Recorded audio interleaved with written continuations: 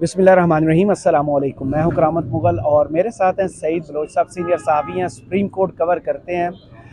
आजकल बहस चल रही है मिलिट्री कोर्ट्स के हवाले से। ये मिलिट्री कोर्ट्स बनी कब, इनका प्रोसीजर क्या है, कौन कौन सा केस मिलिट्री कोर्ट्स में जा सकता है और मिलिट्री कोर्ट को लीड कौन करता है, हेड कौन करता है, कौन केसेस मिलिट्री कोर्ट्स के अंदर सुनता है।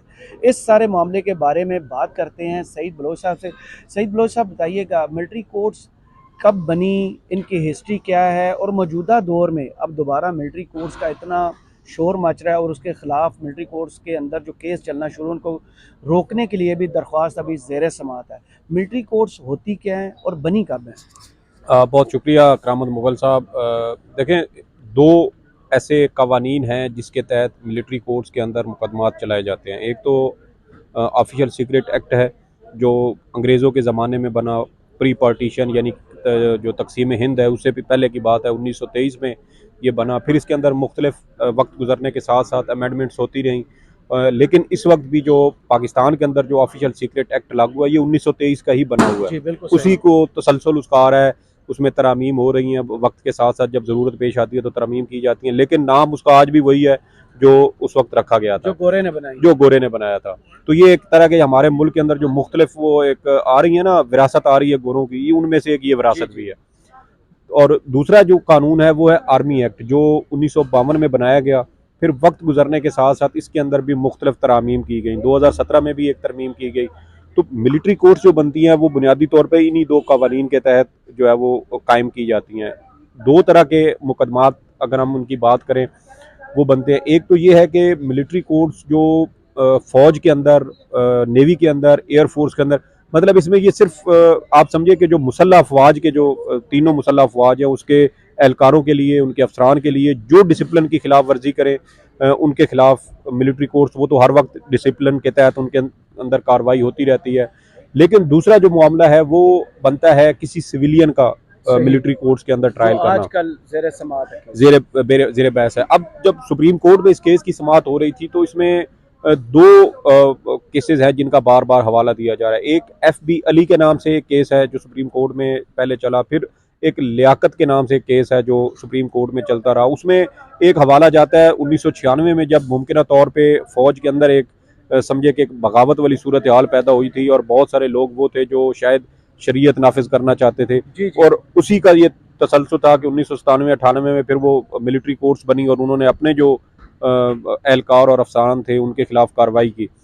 तो वो मामला फिर सुप्रीम कोर्ट में आया। अब जो मेन सुप्रीम कोर्ट पाकिस्तान के अंदर जो मिलिट्री कोर्ट्स डिस्कस होना शुरू हुई ना, वो जब 2014 में, 16 दिसंबर 2014 में Sania Peshawar army public school Peshawar जब वाक़ हुआ, तो उसके बाद फिर ये जो मिलिट्री कोर्ट्स का मामला है ना, ये बहुत ज़्यादा इसके ऊपर आवाज़ उठाई गई और ये मुतालबा किया गया अवामी सतह पर कि चूँकि दहशतगर्द आम अदालतों को, जजेस को, उनके अहल खाना को डराते हैं, धमकाते हैं, हमले कर सकते हैं, तो दहशतगर्दों के ट्रायल जो है वो मिलिट्री कोर्ट्स के अंदर होने चाहिए। इसी हवाले से फिर 21वीं आईनी तरमीम लाई गई, क्योंकि मिलिट्री कोर्ट्स के हवाले से आइन में तरमीम करना ज़रूरी है। आज भी केस की समाअत के दौरान ये नुक्ता एक बार फिर उठाया गया चीफ जस्टिस ऑफ पाकिस्तान की जानिब से भी कि मिलिट्री कोर्ट्स के लिए आइन में तरमीम करना ज़रूरी है। 2015 में भी यही हुआ, 2 साल के लिए मिलिट्री कोर्ट्स कायम की गई, लेकिन फिर 2017 में आके 2 साल में मजीद तोसी की गई। हसन साहब या लतीफ़ खोसा साहब लेके गए हैं, तो उसमें बड़ा नुक्ता उन्होंने यही रखा है कि ये 2 साल इसकी आईनी हद थी जो कि ख़त्म हो चुकी है। 2019 में ख़त्म, 2015 में बनी 2 साल के लिए, फिर 2017 में इसमें दोबारा 2 साल की तोसी की गई जो 2019 में ख़त्म हो गई जब PTI की हुकूमत थी। अब जब मामला ये आया, 9 मई का वाक़या हुआ और उसके ऊपर फिर ये सियासी कारकुनान को पकड़ा गया और उनके फौजी ट्रायल की बात की गई। तो फौजी ट्रायल में अगर हम देखें ना, तो इस वक्त 2017 में जब तरमीम हुई आर्मी एक्ट के अंदर, तो उसके अंदर अब सिर्फ 2 नुक्ते ऐसे हैं, 2 ऐसे इशूज़ हैं जिसके तहत मिलिट्री कोर्ट्स के अंदर ट्रायल हो सकते हैं। एक बगावत का हो सकता है और दूसरा जासूसी का है। सही। ये 2 ऐसे हैं कि जिसके अंदर अगर सिविलियन मुलव्वस हों तो फिर उनके ऊपर वो कार्रवाई अमल में लाई जा सकती है। लेकिन तीसरी चीज़ फिर ये हो सकती है कि जैसे अभी मौजूदा हालात में ये कहा जा रहा है कि PTI के कारकुनान को या PTI की लीडरशिप को फौज के अंदर से भी किसी किस्म का ताउन हासिल था, लेकिन फिर उसके लिए आपको बाकायदा एक लिंक इस्टेब्लिश करना पड़ता है, नेक्सस बनाना पड़ता है, साबित करना पड़ता है कि ये PTI के जो लोग हैं ये अंदर से उनको किसी किस्म की हिमायत या सपोर्ट मिल रही थी, इसी वजह से वो इस तरह की जो आर्मी इंस्टॉलेशंस थी या उनके जो ममनुआ मकामात थे ये वहाँ पे पहुंचे, तोड़ फोड़ की, अंदर घुसे। तो ये वो तमाम नौयत के मुकदमात हैं जिसके ऊपर आपकी जो आम क्रिमिनल कोर्ट्स हैं उसके अंदर कार्रवाई हो सकती है, दहशतगर्दी की अदालतों के अंदर हो सकती है। अगर जिन लोगों का केस, जैसे DGI SPR ने बताया 102 लोगों का ट्रायल इस वक्त हो रहा है, इनके पास ट्रायल के बाद कौन कौन सा प्लेटफॉर्म होता है कि अगर इनको सज़ा सुनाई जाती है मिलिट्री कोर्ट से, तो अपील का हक कहाँ कहाँ ये इनको दस्तयाब है और ये अपील कर सकते हैं? और देखिए, सबसे पहला तो नुक्ता एतराज़ जो 6 दरखास्तें सुप्रीम कोर्ट में दायर की गई, उसमें 3 से 4 नुकात उठाए गए हैं जी। पहली बात यह है कि फेयर ट्रायल नहीं होता। क्यों? क्योंकि ये बंद कमरे के अंदर समात होती है, एक कर्नल या ब्रिगेडियर हजरात बैठे होते हैं जो मुमकिन तौर पे, जैसे आपने वो सवाल किया, तो उसमें क्या होता है कि कर्नल लेवल के अफसरान हो सकते हैं, उसमें ब्रिगेडियर लेवल के अफसरान मिलिट्री कोर्ट्स के वो हेड कर सकते हैं, फिर मेजर जनरल हैं, इवन के लेफ्टिनेंट जनरल लेवल तक भी मुख्तलिफ किस्म की जो है वो इस तरह की मिलिट्री कोर्ट्स बनती है और उसके अंदर कार्रवाई अमल में लाई जाती है। ये डिपेंड करता है कि वो जो वाक़या है जिसके अंदर ये मुल्ज़मान मुलव्वस है वो किस नौइयत का है, उसी के हिसाब से। इसलिए जो फॉर्मेशन कमांडर कॉन्फ्रेंस हुई थी उसके ऊपर भी एतराज़ बुनियादी तौर पर यही था कि कर्नल लेवल से लेके कोर कमांडर लेवल, ये लेफ्टिनेंट जनरल लेवल तक के तमाम अफसरान उसके अंदर मौजूद थे। तो यही लोग जो है वो किसी ना किसी लेवल पे जाके मिलिट्री कोर्ट्स की सरबराही कर रहे होते हैं और मुकदमात सुन रहे होते हैं। तो इन्होंने फैसला करना। साहब ने एतराज़ उठाया था कि अगर नाकाबिले तरदीद शवाहिद मौजूद हैं तो फिर अदालत में बैठे हुए कर्नल साहब उसका फैसला किस बुनियाद पे करेंगे अगर पहले ही नाकाबिले तरदीद शवाहिद मौजूद हैं? जी बिल्कुल, ये मैं समझता हूँ कि शायद इसी तरह की कुछ गलतियाँ हैं जो शायद इस्टेब्लिशमेंट या फौज की जानिब से की गई हैं कि वो उससे पहले ही उन्होंने एक पिन पॉइंट कर दिया कि इस तरह के शवाहिद मौजूद हैं। लेकिन अभी तक सुप्रीम कोर्ट भी बार बार ये सवाल कर रही है कि वो शवाहिद कहाँ हैं। जब मजिस्ट्रेट से या इंसदाद दहशतगर्दी अदालत से इन सिविलियन की हवालगी का मुतालबा किया, वहाँ पर भी किसी किस्म के कोई शवाहिद पेश नहीं किए गए कि देखें जी ये शवाहिद हैं, इसकी बुनियाद पर इन लोगों का ट्रायल मिलिट्री कोर्ट्स में चलना चाहिए। अभी तक DGI SPR की जानिब से मीडिया के सामने भी कोई शवाहिद ऐसे नहीं रखे। 2 प्रेस कॉन्फ्रेंस जो है वो 9 मई के वाक़े के बाद DGI SPR कर चुके हैं, लेकिन कोई शवाहिद नहीं है। अब मिलिट्री कोर्ट्स के अंदर ये ट्रायल जब चलेगा तो फिर इसके ऊपर हाई कोर्ट में अपील की जा सकती है, फिर इसके बाद सुप्रीम कोर्ट का फोरम है। ये 2 फोरम अभी भी आर्मी चीफ से, वो तो एक ऐसे समझे कि इंटरनल अपील है।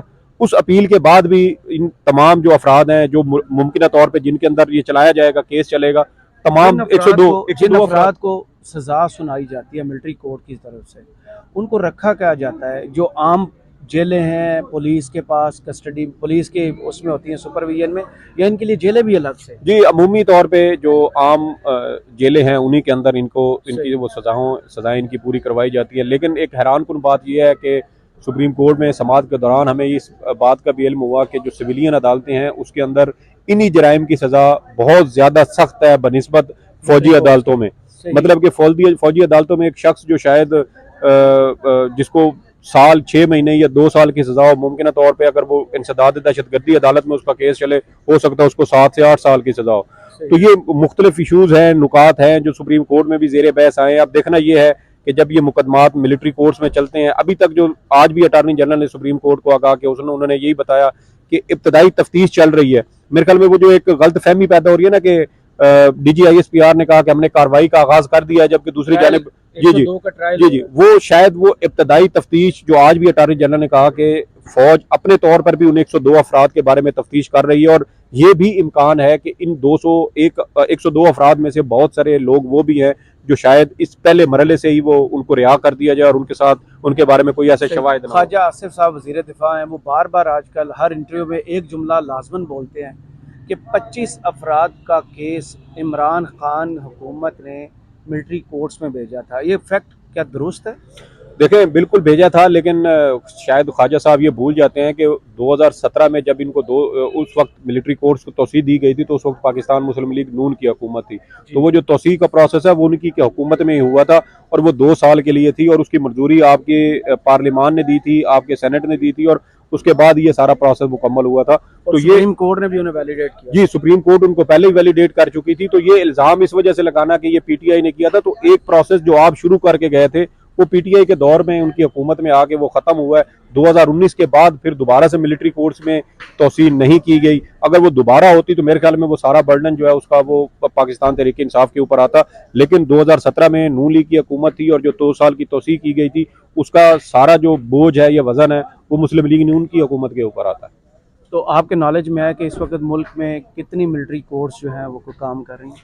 तो देखिए तो अभी जो एक इस बारे में भी रिव्यू एक हुआ है एक एक एक जो इन्फॉर्मेशन जो हमें मिली वो ये थी कि शायद 17 मिलिट्री कोर्स जो हैं जी। वो एक्टिव हैं और उनके तहत कार्रवाई की जाएगी। लेकिन फिर एक सवाल ये भी है कि जब 2015 में मिलिट्री कोर्ट शुरू की गई थी तो उस वक्त अगर आईनी तरमीम थी और आज सुप्रीम कोर्ट में दोबारा वो नुक्ता उठा कि अगर आप मिलिट्री कोर्ट्स के हवाले से किसी किस्म की वो कोई कार्रवाई करते हैं तो फिर आपको एक आईनी तरमीम की ज़रूरत होगी। और आईनी तरमीम के लिए ज़रूरी है कि आपके पास दो तिहाई अक्सरियत हो। दो तिहाई अक्सरियत इस वक्त किसी जमात के पास नहीं है, तो वो मुमकिन तौर पर मिलजुल के तमाम सियासी जमातें जिसमें हुकूमती अरकान भी हों और अपोजिशन के भी हों तो वो सब मिलकर ही वो कर सकते हैं। तो पाकिस्तान तहरीक इंसाफ को तो वैसे ही अभी असम्बली में जाने की इजाज़त नहीं दे रहे। तो मेरे ख्याल में ये हुकूमत की अपनी मजबूरी बन जाएगी कि अगर वो मिलिट्री कोर्ट्स के तहत किसी किस्म की कार्रवाई का आगाज़ करते हैं तो फिर उनको पाकिस्तान तहरीक इंसाफ की ज़रूरत भी पड़ेगी, उनके बहुत सारे साथ बैठना भी पड़ेगा और मुमकिन तौर पर फिर वो सिर्फ एक हाथ से ताली नहीं बजाई जाएगी, वो फिर उस तरफ से मुतालबात भी आएंगे जो फिर हुकूमत को मानने पड़ेंगे। चलें, बहुत शुक्रिया सईद बलोच साहब, आपके तजिए का कमेंट्स बॉक्स में ज़रूर बताइएगा। ये वीडियो आपको कैसी लगी। इजाज़त दीजिए, अल्लाह हाफ़िज़।